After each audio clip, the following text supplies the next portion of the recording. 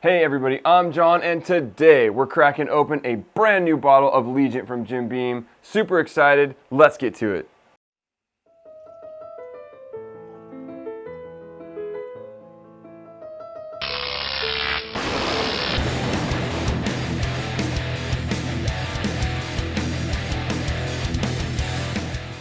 Hey everybody, and thank you so much for joining me today here on Blind Whiskey Reviews, the most honest reviews on YouTube.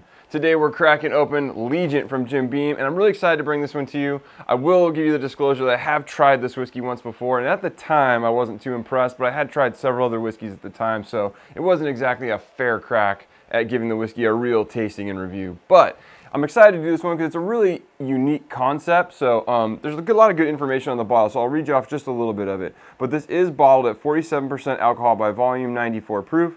It's a Kentucky straight bourbon whiskey that's partially finished in wine and sherry casks. And the concept was, Beam is owned by Suntory. So Suntory is obviously a Japanese whiskey company. And they kind of wanted to bring East and West together in one bottle. So, based on what it says in the bottle here, expertly distilled by 7th generation distiller master distiller Fred No, and then refined by world-renowned chief blender Shinji Fukuyo.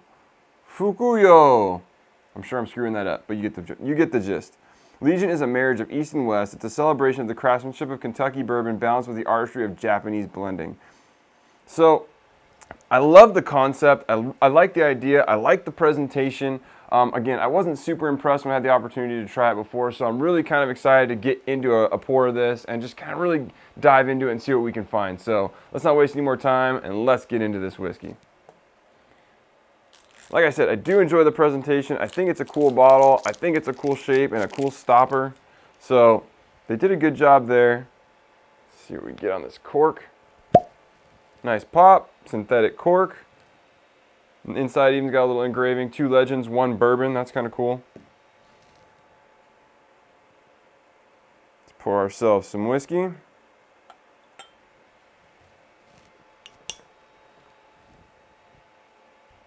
All right, let's get into the nose here.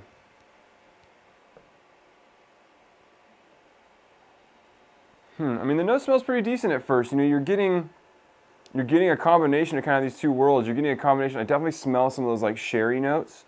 Not strong, but they're kind of there. And I smell that nutty Jim Beam character, so it's kind of an interesting marriage, but you can definitely feel like both pieces of the puzzle here.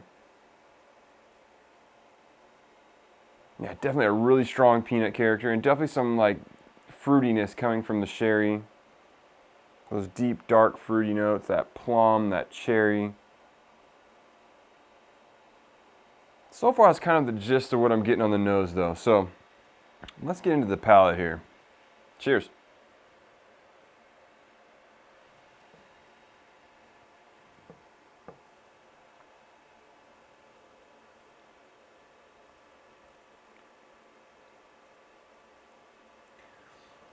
So, first impressions on the palate. It's a lighter whiskey. You can definitely tell it's not super high proof.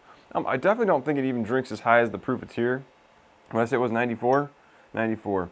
So it definitely feels light on the palate. I mean, you've got a decent amount of flavor, but you're not really getting a lot of a burn. Definitely getting a decent amount of flavor though, and the big predominant character is that nutty Jim Beam flavor right now. But let's get another taste.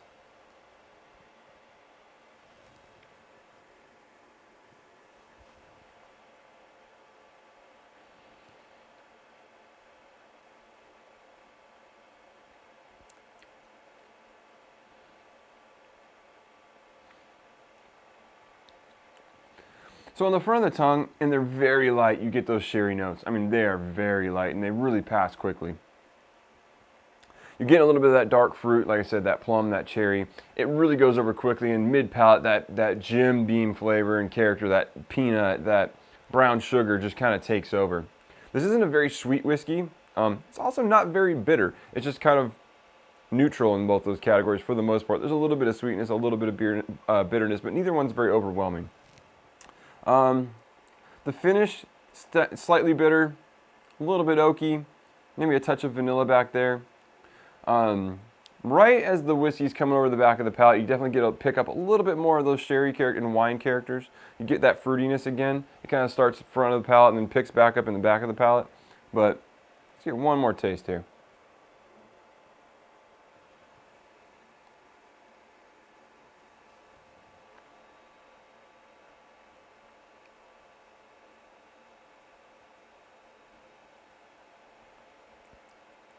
Yeah, if you're really looking for them, you can kind of find those fruity characters throughout. I would definitely say at this point, obviously we're going to let this whiskey open up a little bit, but I would definitely say this is better than I remembered it tasting before, and I would say that probably had something to do with the fact that I tried several other high-proof whiskeys around the same time I tried this, so like I said, it wasn't really a fair assessment. I'm glad we tried it again. I'm glad I got a bottle. It's an interesting whiskey. I'm curious to see what it does when it opens up. I'm really kind of hoping some of those sherry characters come out just a little bit more. Right now you're kind of having to dig for them, so I'd really like them to be a little bit more present. And maybe that Jim Beam nutty character backs off just a touch, just so it kind of balances out a little bit more. But as we always do in these No Time Like the Present reviews, we're going to let the whiskey sit in the glass for 20 or 30 minutes, let it get a little air time so we can kind of get an idea of what's going to go on with this whiskey as the bottle has some air in it and get some age on it being open. So we'll be back in a few minutes with those notes. All right, we are back, and the whiskey has been in this glass for right about 25 minutes. So let's get back into it and see if it's opened up a little bit with that little bit of air time that we gave it. I mean, I would still say the real predominant note on this is that peanut character. Pretty similar to where we left off before. So let's see how it's doing on the palate.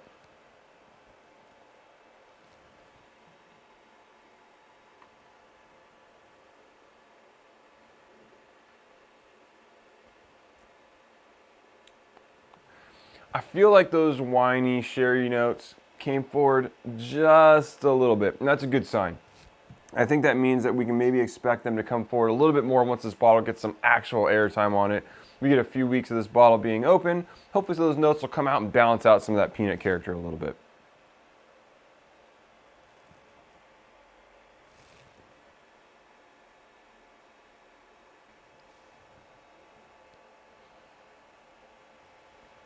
Yeah, there's definitely more fruity notes there. So you're getting like those kind of grape-like, plum, cherry, and it's kind of staying through the entire palate.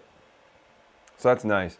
It's the Jim Beam peanut characters kind of backed off ever so slightly, and again, that's a good sign. It was really in your face at first. It's nice to see it back off a little bit and kind of balance out with those fruity notes a touch. The sweetness on this is nice. The proof on this is decent. It's very easy drinking. Nothing really off-putting here. Not a lot of heat. Decent amount of flavor. I think I like the idea of this whiskey a little bit more than I like the execution of it, but it's still a pretty decent pour, and I'm very curious to see how this does in the blind review down the line here, which should be coming. Hopefully it'll be coming soon. I'm building up my supply of blind samples again, so we'll be having lots of blind reviews coming here in the very near future. One last taste, I'm going to give you my final thoughts.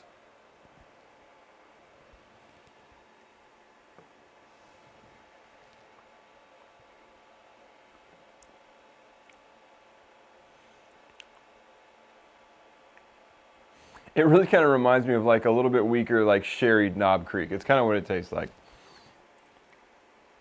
You definitely get that Jim Beam Knob Creek kind of character in it, and there's just this weird kind of fruity sweetness that lingers through the whole thing that makes it just that little bit different, a little bit unique. So like I said, I like the idea of this better than I like the actual whiskey, but the whiskey's decent, and it's definitely better than I thought it was.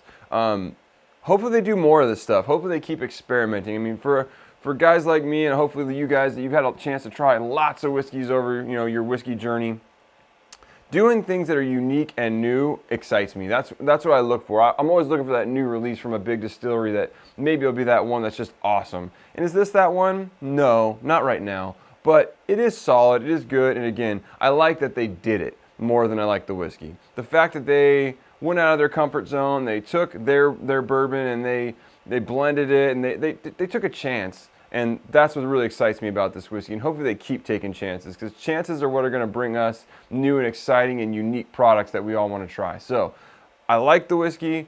If I'm going to give it a score, I would say in a blind review I'd probably give it in the low 80s. It'd probably be like an 82. Like I said, it's perfectly drinkable, very decent, solid whiskey. Definitely like firmly in the good category, but as far as it wowing me at this point, it's not there yet. But maybe a little airtime will do that. Maybe a little airtime will help this blend kind of pop a little bit more. So I'm very excited to see what this does after a few weeks, and we'll drink it down a little bit, let it get a little bit of airtime, and then we'll pour our blind sample in a couple weeks and see how it does. So let me know what you guys think of Legent in the comments down below. Have you had the opportunity to try it? And if so, what did you think? Is it good? Is it bad?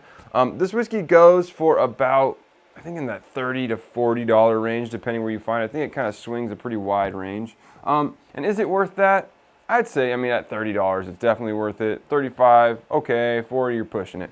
But it's definitely a decent whiskey that's worth trying. And like I said, it's something unique that they tried. I think we should support that. So definitely go give it a shot. Try it out at your local bar. If you see it in the store and you have an inkling to pick it up, just give it a shot. It's not that much money.